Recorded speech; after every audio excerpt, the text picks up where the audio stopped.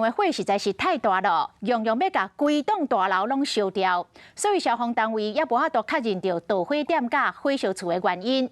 也毋过初步会当确定的是，这个规栋大楼只有一座的逃生梯，加上无防火门，造成着烟筒效应，所以大火拖着真紧。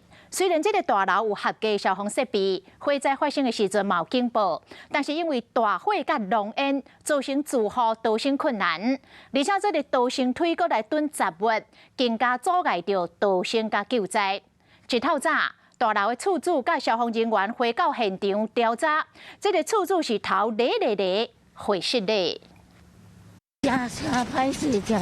伊就是这栋套房大楼的厝头家，因为火烧厝，互来人小死。伊来到现场配合调查，这栋7层楼公寓有41间套房，租宅已经出去。厝头家住伫咧1楼，伫咧做回收，门口含钉仔卡墙在囤真侪粪扫。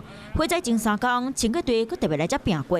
因为它这边确实有堆积大量的杂物了，那所以有影响我们在上楼救灾的一个情形。火烧甲真美，消防队员甲火控制掉了后，发现厝内嘛是有6个住户走袂赴，去小死。3楼妇女间1个查某人，5楼2间房间含烫位6楼的楼梯有3个男性去吹到，7楼电梯口有1个男性，含8楼房间内找到1个女性尸体。大火发生在下晡4点半，毋是半暝困的时间，是安怎无走出来？火警自动警报设备、广播设备。这个还有发电机，所以它设备是完整的。它还有作用吗？火灾的时候？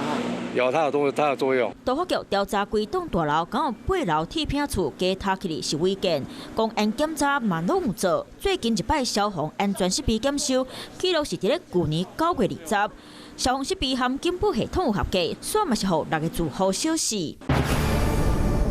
你几乎没办法上去，楼梯整个都是一些杂物。那些杂物是房东还是住客的？应该是都有啦。消防讲，即摆也无法度知影导火所在是伫咧倒，因为规栋大楼拢烧甲真嗨，甚至伫咧同一个时间点，真侪层楼是同齐做伙烧的。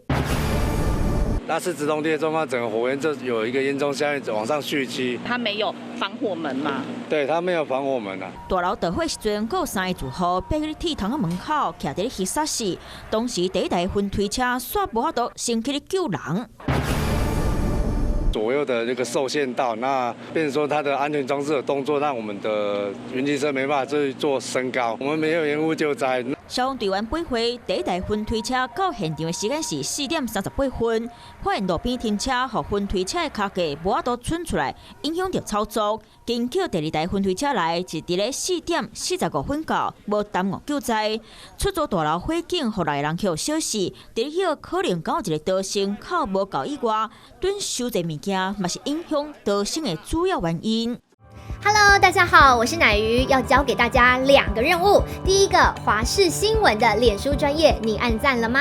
还有华视新闻的 YouTube 频道，赶紧订阅起来，还要记得按赞，开启小铃铛哦。